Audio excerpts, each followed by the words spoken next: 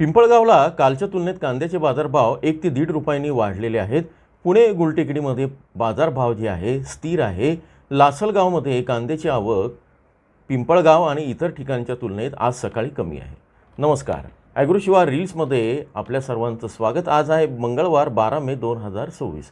पिंपळगावमध्ये काल रात्रीपासून 810 गाड्या मुक्कामी होत्या आणि सकाळी 1200 गाड्यांचे लिलाव झाले। त्यातून हलका जो माल आहे त्याला 7.5 ते 8.5 रुपये बाजारभाव मिळाला आणि स्टॉकच्या मालाला 12 ते 15 रुपये बाजारभाव मिळालेले दिसून येते। कालच्या तुलनेत 1 ते 1.5 रुपयाचा सुधार आहे। पुणे गुलटेकडी मार्केटमध्ये आवक कमी आहे। 100 ट्रक आले। ॲव्हरेज मालाला 6 ते 8 रुपये आणि चांगल्या मालाला 11 ते 12 रुपये, सुपर मालाला 13 रुपये बाजारभाव मिळाला। आता संपूर्ण राज्यामध्ये सोमवारी मागच्या सोमवारच्या तुलनेत आवक कमी दिसून आली। मागच्या सोमवारी साधारण 4,60,000 क्विंटल आवक होती।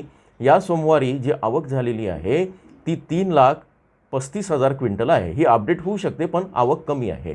नाशिक जिल्ह्याचा विचार करतात काल नाशिक जिल्ह्यात आवक झाली आहे साधारण 1,90,000 क्विंटल। आता इतर ठिकाणच्या वाहनांची संख्या बघू, सकाळी किती आवक झाली ते। कळवणला 316 गाड्या, सोलापूरला 125 गाड्या, लासलगावला 261 गाड्या, बंगळुरूला 60,000 कट्टे, मुंबईमध्ये 19,000 क्विंटलची आवक आहे। सकाळी 7:30 ते 8 दरम्यानची ही माहिती आहे। बाजारभाव डिटेल जिल्हावार पाहिजे असेल तर तुम्ही जॉईनच्या बटनावर क्लिक करून मे महिन्यात कांद्याचे बाजारभाव काय राहतील आणि पुढच्या रविवारपर्यंत कांद्याचे बाजारभाव काय राहतील हे आपण सांगितलेलं आहे। सबस्क्राईब करा, लाईक करा, व्हिडिओ शेअर करा। तुमच्या प्रतिक्रियांचं स्वागत आहे। धन्यवाद।